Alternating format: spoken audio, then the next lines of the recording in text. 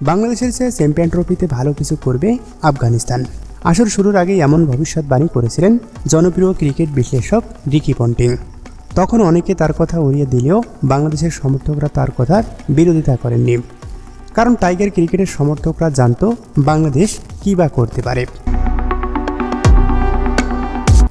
এবারের আসরে পরপর 2 ম্যাচ হারিয়ে চ্যাম্পিয়ন ট্রফি থেকে ছিটকে গেছে লাল সবুজের প্রতিনিধিরা।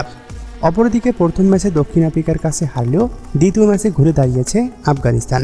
ইংলিশদের উড়িয়ে দিয়ে সেমির অন্যতম দাবিদার হয়ে সেই সাথে চোখ রাঙাচ্ছে ক্রিকেট বিশ্বের পরাশক্তি অস্ট্রেলিয়াকে। আর এদিকে কি করল বাংলাদেশ? মাঠের খেলা দেখলেই দর্শকদের ঝিম এসে যায়। 2 ম্যাচে তো 50 ওভারের সমান বল ডট খেলেছেন। একটা যুদ্ধ বিধ্বস্ত দেশ হয়েও আফগান রাজ ইতিহাস গড়তে যাচ্ছেন, আর বাংলাদেশ আরও পিছিয়ে যাচ্ছেন। বাংলাদেশের পরে আসা রশিদ নবীরা যেখানে রেকর্ডের পর রেকর্ড করছেন, শান্তরা কেবল শিখতে যাচ্ছেন। চ্যাম্পিয়ন ট্রফিতে ভারত ও নিউজিল্যান্ডের বিপক্ষে ব্যাটিং বিপর্যয়ে হেরে গেছে বাংলাদেশ। ক্রিকেট বিশ্লেষকরাও তাই মনে করছেন, এভাবে চলতে থাকলে সময়ের পরিক্রমায় হারিয়ে যাবে লাল সবুজের দল, হয়ে যেতে পারে জিম্বাবুয়ের দশা।